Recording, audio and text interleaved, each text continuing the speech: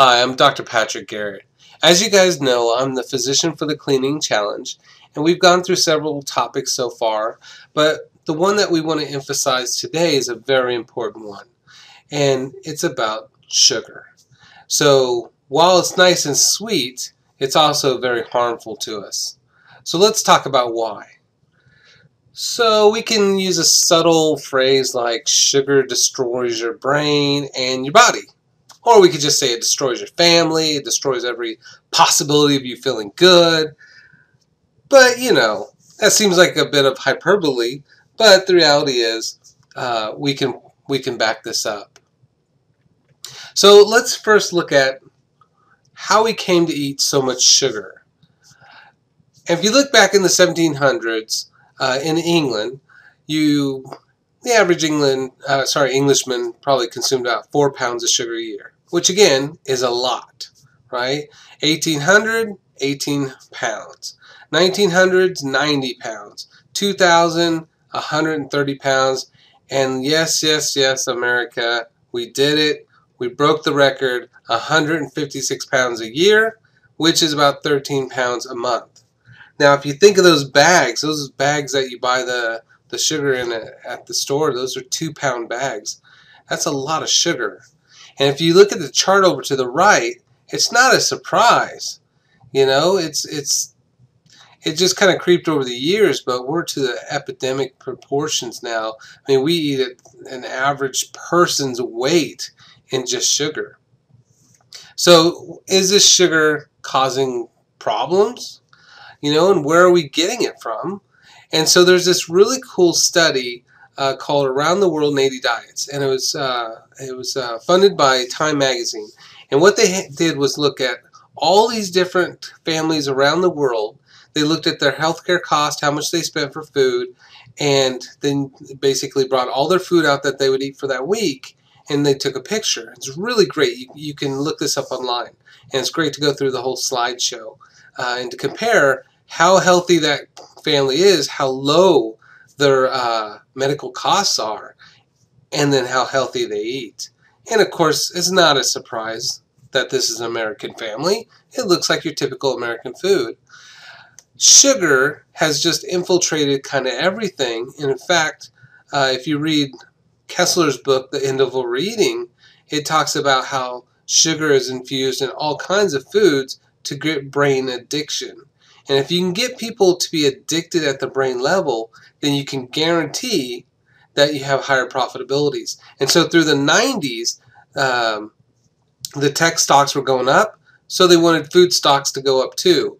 And so they just had these companies that naturally wouldn't put sugar and stuff start adding sugar or extra sugar to their products.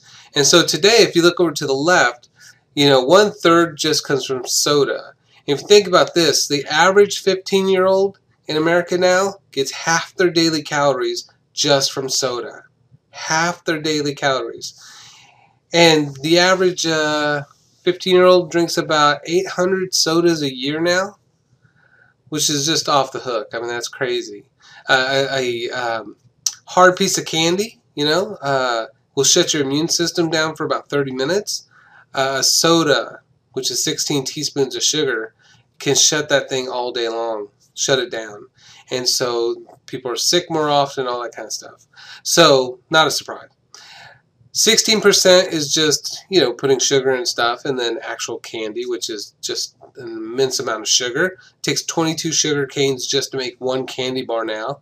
So even if you just ate straight up sugar cane, it has so much fiber in there that you would only get 20% of that sugar as actual sugar in your bloodstream. The rest would go to feed your gut bacteria bound to the fiber.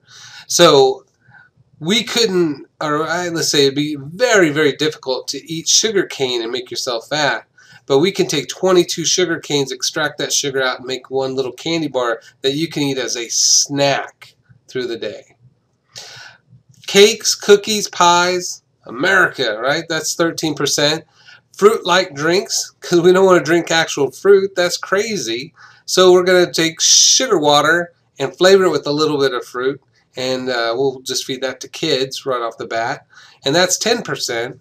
And then dairy desserts, what are we talking about here? Like ice cream. right? Yogurt. Oh my gosh, yogurt has so much sugar in it. It's just crazy why they do that. But yogurt is fermented milk, which then is acidic. So then they just add a bunch of sugar, so then it tastes yummy. And then almost 6% are processed grain products. So not whole grains, but you're talking about like waffles and pancakes and things that you add sugar to. It wasn't maybe a couple years ago that I was making pancakes for the girls in the morning, and I thought, why am I adding sugar to this? Because the pancakes, the grain breaks down to sugar, the syrup is sugar, so we're making sugar cakes and pouring sugar on them, and then acting like, why are the kids freaking out here, right? That's not, like, nothing in that is food. I don't know how pancakes squeeze by as actual food, because it really is just freaking dessert. So that's a bit silly. So we talked about brain addiction, right? And there was this great study that came out a couple years ago from the Journal of Obesity and Metabolic Research. And what they showed was that sugar was addicting, more addictive than cocaine to your brain. That's right. It's more addicting. So every time you think about someone says, oh, I like sugar, or oh, I got a sweet tooth, no, you got a cracked tooth, okay? You like meth. That's what it ends up being. And so when they gave these rats a choice of cocaine versus sugar, sugar always triumphed. And that's because sugar actually lit up the brain brighter in areas of pleasure than cocaine did. So you can see how this looks on a MRI or a PET scan here. The brighter the color, the more blood vessels there is, the more it's lighting up, right? And so those little yellow egg-like structures that are in the middle of the brain, those are where all sensory comes through. Those are what's called your thalamus. So every bit of sensory in the body doesn't get to the brain unless it goes through the thalamus. So this means this is enhancing all pleasure. And of course, it's not a surprise that when you eat something sugary, you're like, I feel good, the world's going to work out. And then about 10 minutes later, you're like, ugh, I got to go to bed. I got to take a nap, right? So then we just eat more sugar. Or we mix sugar with caffeine, and so we get the high and then that little sustained caffeine buzz. So if you look at sugar, sugar's brighter than the cocaine. And so it's lighting up that brain brighter and brighter, and that's all fine and dandy, but does it last? So this is the craving cycle, okay? So we put sugar here. Now you can put wheat here because wheat has morphine in it, right? Glutenomorphine. You can put dairy there because dairy has casomorphine, and that morphine is 20 times more addicting than morphine, the street drug. So morphine, cocaine, meth, it's all the same, right?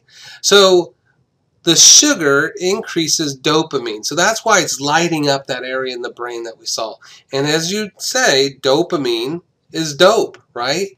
People eat that stuff, and that's why you call it comfort food, is because it dopes you down. That's why people eat ice cream when they're sad. That's why they eat candy as a pick-me-up. It increases dopamine in the brain. But if you look on the left side, this is how it starts. You get lots of dopamine reward, right? We saw how bright that was in the brain. And so that's not a surprise. Man, that lights it up and you feel great. And so what do? Well, again, you're just a sugar meth addict, so you want more. And so then you eat more and more and more. But the way the body responds by anything like this is it downregulates its own production over time. And so then you end up over on the right side of this where you're not making enough dopamine 2 receptors, which means you get low reward. And this is the kicker. This is what screws us up, is now we can no longer get that original pleasure. And so we eat more. We want to get that buzz back, that original feeling that we had. But what's sad is we don't even get the baseline back at this point, right? We can't even feel normal unless we're jacked up. So again, it's the same thing as somebody that's hooked on meth. I mean, it's just one hit, a little bump to do your laundry. Next thing, it's a couple bumps to do your clean up the house and wash the cars. You guys know what I'm talking about. And then the next thing you know, you're smoking a whole bowl, and I don't know if that's right, but you're smoking a whole lid. No, that's marijuana. I don't know. You guys seen the shield or the wire. You know what I'm talking about. So they end up just craving more and more and more, right? But they won't get it. So let's look at what that looks like. So up on the left side, at the top, you have normal brain. Now again, see those egg-sized things, right? Those thalamuses? Those things are bright red. They're full of blood. And if you look over to the right, it says red, high dopamine, normal pleasure, and interest. So that's you just loving life, right? I can wake up and I can just enjoy life and I can function, I can feel pleasure. I don't need anything to help me with this. On the right side, you have someone that's been abusing sugar for a long time. Not to the point where they got overweight, but by the point that they became obese. And at that point, they can no longer feel that same pleasure. And that's why they constantly eat, and that drive is there because they just want to feel like they used to, right? And I gotta say, you know, back in the day, I loved my Dr. Pepper. I grew up on Dr. Pepper. I was the fittest, strongest I ever was in my 20s, and I drank way too much Dr. Pepper, right? But I remember feeling invincible during those times. And now that I eat healthier, well, sometimes, you know, I'm 40 plus years old now, and I have 4 daughters, and been married 15 years, and, you know, you're just not as energetic as you used to be. And so you have that kind of remembrance of that part of your brain that says, hey, if we just drink some Dr. Pepper, man, we can stay up real late and get everything done, just like we used to. But nowadays, if I drank a Dr. Pepper, it wouldn't get me anywhere close to that. In fact, I'd probably feel tired and go to sleep. And so that part of my brain doesn't exist the same.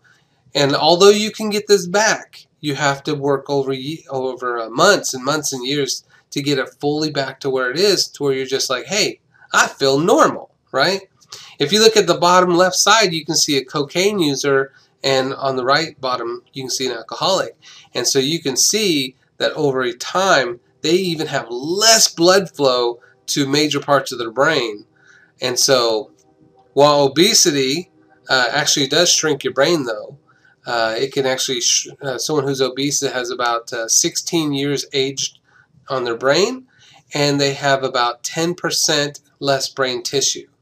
And so again, that sugar makes us fatter and dumber. And so can we get that back? Absolutely, but we have to stop causing it in the first place. So then people say, well, no, I'm okay. I'll just do some fake sugars, right? Well, that's great. So I'm going to take some gasoline, which tastes sweet, and I'm going to give it to you instead of sugar, and you're going to feel better, right? Well, of course not. So aspartame, acesulfame, saccharin, sucralose, neotame, all those fake sugars are actually derived from gasoline, right? And if that doesn't sound as bad as it should, some of them are derived from toluene, which is processed from gasoline, and that's paint thinner, right? We eat and drink things that are flavored with paint thinner and gasoline. Why? Because it's astronomically cheaper. It's cheaper to poison you with something made from gasoline than it is to actually go harvest something like sugar cane or sugar beets, right? So, is that enough for you? Like, that's pretty bad. And, you know, they're banned in a lot of countries. And then in the U.S., we just say, we need more research. Or they were banned and now they're not banned. And they're like, it's just a little bit of gasoline. So, you know, you just have to ask yourself, how much gasoline do you want? And, of course, it should be none, right? That's not good for you. That's our artificial sugars, colors, flavors. They're all gasoline. We probably already talked about that before. The other thing that's messed up about fake sugars that you hear every few years, but somehow we forget about it, and they redo the studies and it makes the headlines, is that fake sugars actually make you fatter. So these diet sodas and diet foods, these 6,000 different products that we put fake sugars made from gasoline in, actually make people fatter than if they drank straight up sugar, right? So a few drops of aspartame will make you fatter than 16 teaspoons of sugar. Now don't get me wrong, you will get fat on sugar, but not as fat if you go ahead and switch that with gasoline. Now how does that work? Because there's no calories here, right? The gasoline doesn't have calories. Woohoo! Right? But it tricks the tongue. And so if you look back here, you see that aspartame is 100 times sweeter than sugar. Acesulfame is 200 times. Saccharin 300, sucralose 600, and of course neotame, oh my gosh, is like 8,000 but up to 13,000 times sweeter than sugar. So that means your tongue changes. Those little taste buds on your tongue, especially the tip of the tongue, actually change. And what we said was sweet, which is your baseline for real sugar, honey, and that's that green arrow. Okay, that's normal, right? That's what your tongue says. Hey, when I get this much, I know it's sweet. But the sugars make your tongue require more and more and more. So then when you do eat food, it's not as sweet. And so we end up not turning off our hunger and replacing it with satiety. And so that means we end up eating more. And so it's not that the sugars make you fat. Yeah, sure they're going to give you cancer and autoimmune disease, but they're not going to make you fat. The fact that you eat more because you messed up your physiology and your biofeedback system, that's what makes you fat. So, let alone if you drink diet sodas, you're going to get fatter and sicker in the whole process. And it doesn't solve anything. So, the other concern is, what about sugars that actually cause harm too? And a couple of years ago, I did a continuing education through Harvard Medical School on non-alcoholic fatty liver disease, or NAFLD. And there's also something called non-alcoholic steatohepatitis, which is what that liver looks like on that picture down below. And what this means is we can actually cause cirrhosis of the liver in just 10 years. In contrast to what it would take a chronic alcoholic 35 years to do, right? So now with making and adding fake sugar, or not fake sugar, like high fructose corn syrup, which is kind of fake, or corn syrup, or agave, they don't process through the liver, and if they don't process through the liver, they cause damage, and that damage results in the replacement of healthy tissue with fatty tissue, which eventually is going to replace with scar tissue, and then you have full-on cirrhosis of the liver. And what's messed up is we see this in kids as young as 10 years of age now.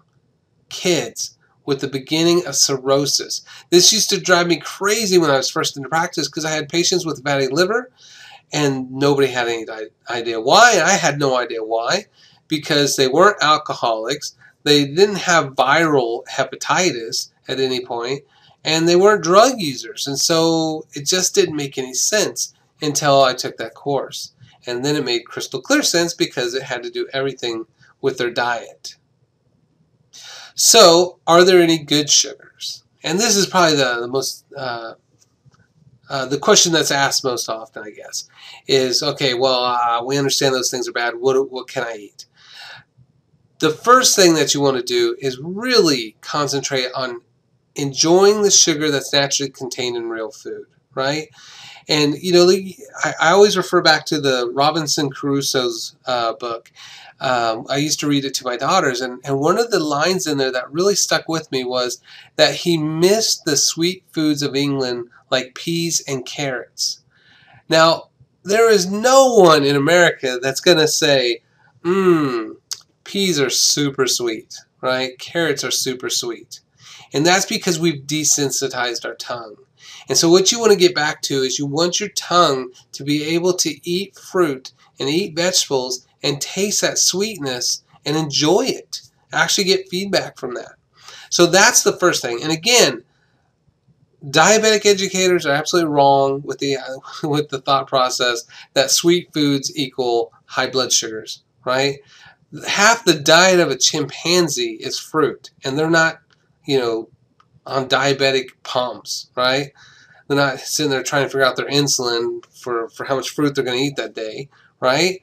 And that's because they negate the studies that show that if you eat real food, that 80% of that sugar will bind to the fiber in that food, and that goes and feeds your gut bacteria, and that gut bacteria then makes B vitamins for you, and it breaks down your food and makes you super healthy, right? That's called fructooligosaccharides, or prebiotics, if you will, right? Which is messed up because we feed people the fruit juice, we take the fiber out so they get high blood sugar, and then we feed them.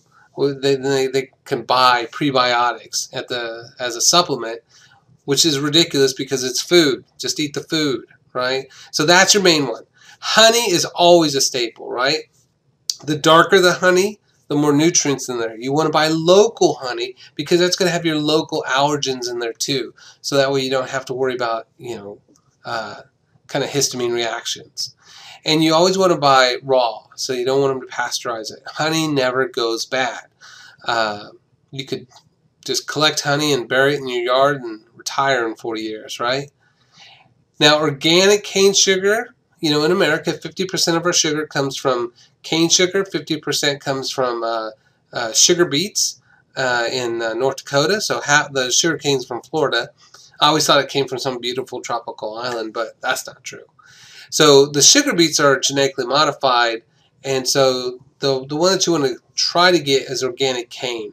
And you don't want white, okay? No white sugar. White devil, right? It's bad. Kill whitey. Wait a second. All right, skip that. Molasses is really good too. And when they take sugar, you take cane sugar and you boil off all the dark matter, I guess, if you will, and then you end up with the white sugar crystals. All that dark stuff is molasses, and that's all full of vitamins and minerals and magnesium and manganese and B vitamins. That's good stuff, right? I mean, you can even use that to make your kombucha, which is awesome. So the other one, the last real main one is real maple syrup, right? And that's the key, real maple syrup.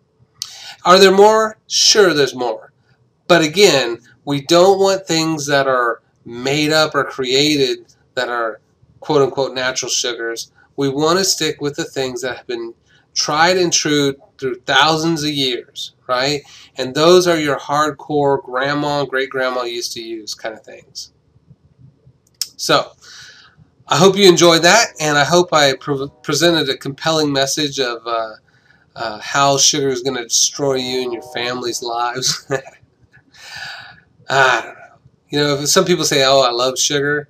Yeah, well, he was a bad boyfriend, and he cheated on you and ruined your credit, right? That's what I tell them. So, it might taste good, but it's very bad for you. All right. Hope to talk to you guys later, and hope that you enjoyed the banter in this, I guess. All right. Talk to you later.